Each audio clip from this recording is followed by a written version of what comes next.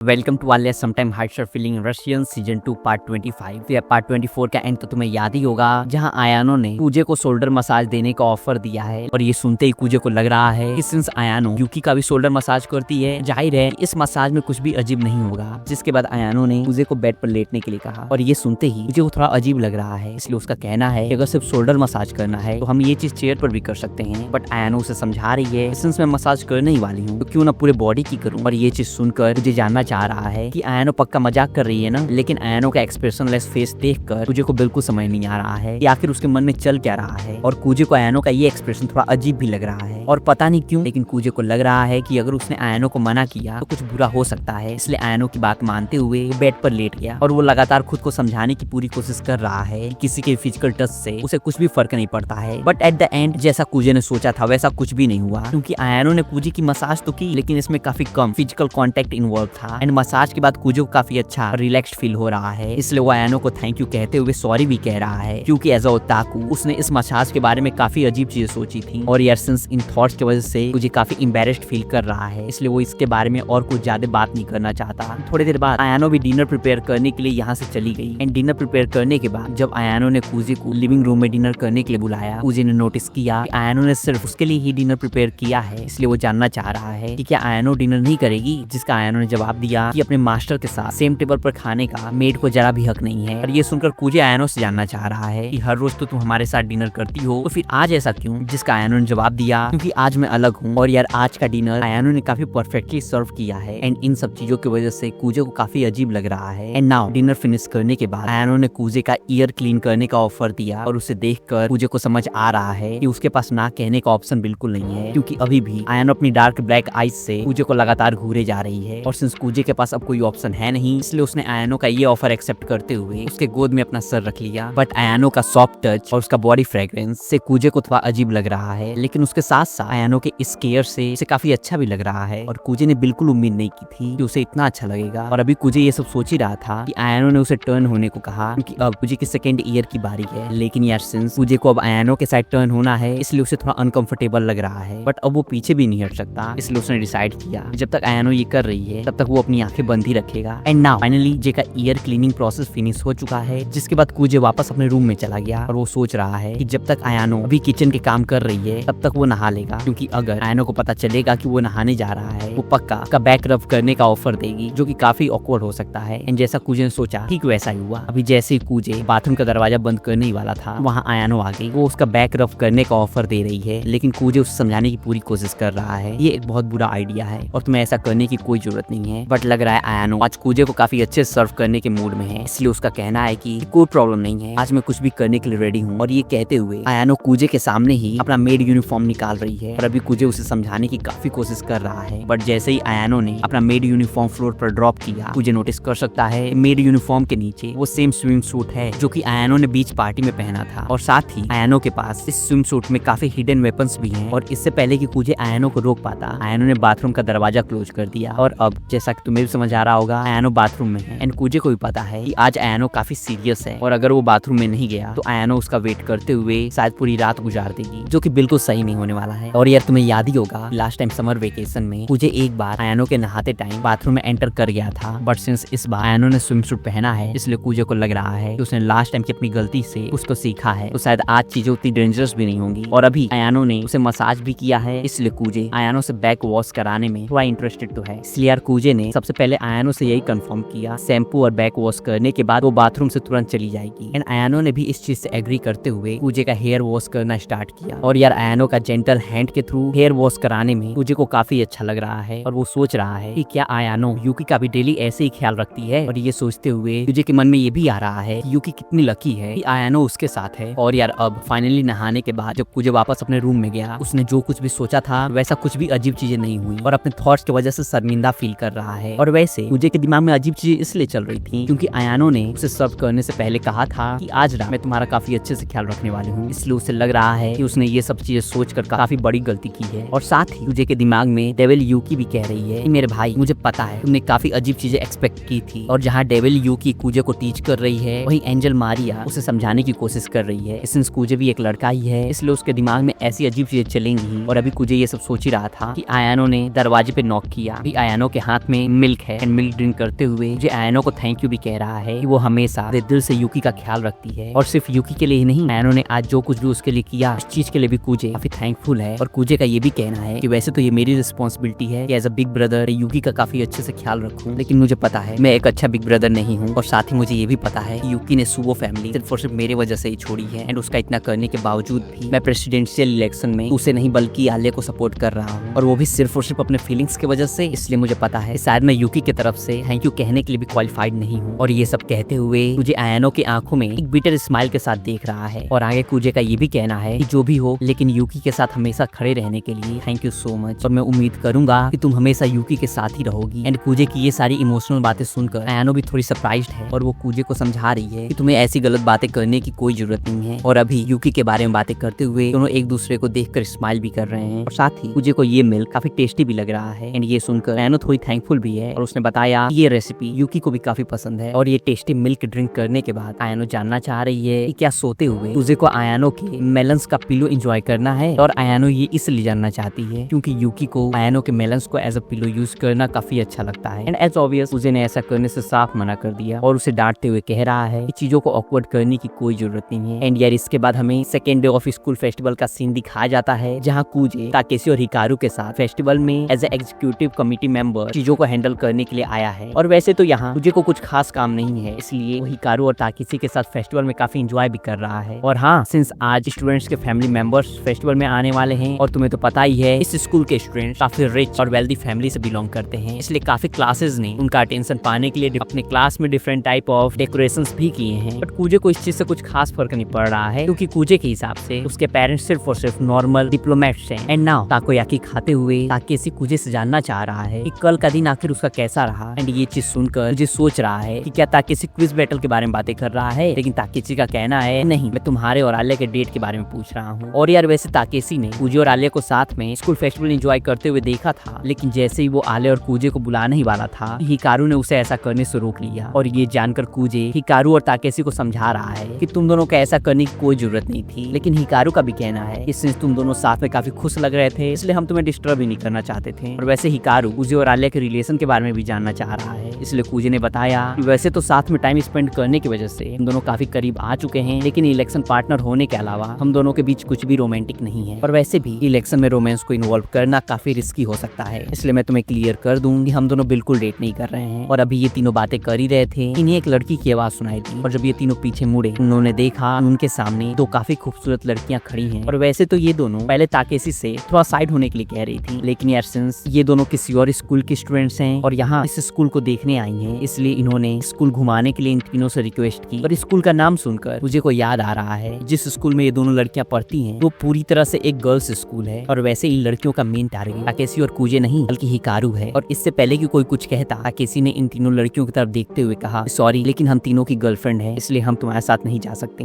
Takeshi की ये बात सुनकर तीनों लड़कियों के चेहरे से साफ है ये तीनों काफी मायूस हो चुकी हैं, बट स्टिल इन तीनों के पास कोई चारा भी नहीं है, जिसके बाद वो यहाँ से चली गई। एंड उनके जाने के बाद मुझे ताकेशी से जानना चाह रहा है कि आखिर कब से तुम्हारे पास गर्लफ्रेंड हो गई। और ये सुनकर ताकेशी ने कुजे से कहा शायद मेरे पास इस बहाने के अलावा कुछ और था ही नहीं, मैं उन लड़कियों को बिना हर्ट किए हुए कैसे ना कहूँ मुझे बिल्कुल समझ नहीं आ रहा था, इसलिए मुझे ऐसा करना पड़ा। ये सुनकर कुजे भी फिर से ताकेशी से जानना चाह रहा है कि वैसे तो तुमने सही ही किया, लेकिन क्या ऐसा कर तुम खुश हो। और कुजे की ये बात सुनकर ताकेशी के एक्सप्रेशन से साफ है कि उसे थोड़ा तो रिग्रेट हो रहा है, लेकिन जो भी हो ताकेशी ने ये इसलिए किया कि उसे पता है सिंस हिकारू इन लड़कियों को बिल्कुल नहीं जानता है इसलिए इनके साथ स्कूल में घूमना उसके लिए जरा भी कंफर्टेबल नहीं होगा। साथ ही मुझे भी इन लड़कियों में कुछ खास इंटरेस्टेड नहीं है, इसलिए ताकेशी सिर्फ और सिर्फ अपने मतलब के लिए इन दोनों को बिल्कुल इन्वॉल्व नहीं करना चाहता। और साथ ही उसे ये भी पता है कि अगर ये तीनों उन तीनों लड़कियों के साथ स्कूल में घूमते फिर भी ताकेशी कुछ खास कर नहीं पाता, तो इसलिए उसके हिसाब से उसने बिल्कुल सही किया। और हाँ, ताकेशी की ये सारी बातें सुनकर मुझे ये भी सोच रहा है कि इतना अच्छा इंसान होने के बावजूद भी आखिर ताकेशी को कोई गर्लफ्रेंड क्यों नहीं मिल रही है। और अभी मुझे ये सब सोच ही रहा था हिकारू भी यहाँ ताकोयाकी लेकर आ चुका है। एंड यार इसके बाद थोड़ी देर और फेस्टिवल में एंजॉय करने के बाद मुझे क्लब मीटिंग का बहाना बनाते हुए क्लब रूम की तरफ जाने लगा, लेकिन जैसे उसे रियलाइज हुआ कि ताकेशी और हिकारू यहाँ से जा चुके हैं, वो क्लब बिल्डिंग के बैकयार्ड में किसी से मिलने मिलने आया और इस एरिया में कोई भी स्टॉल्स नहीं है और ये एक ऐसा एरिया है जिसके बारे में काफी कम लोगों को पता है। तो हाँ, ये सीक्रेट मीटिंग के लिए एकदम परफेक्ट एरिया है। और जैसे कूजे यहाँ पहुंचा, यहाँ पहले से कोई उसका वेट कर रहा है, लेकिन आखिर ये इंसान है कौन और कूजे को आखिर इससे छुपकर क्यों मिलना पड़ रहा है, ये तो हमें नेक्स्ट पार्ट में पता चलेगा। सो या अगर उसे मिस नहीं करना चाहते तो चैनल को सब्सक्राइब कर लो। आखिर टिल देन एंजॉय एंड में मिलते हैं नेक्स्ट पार्ट में।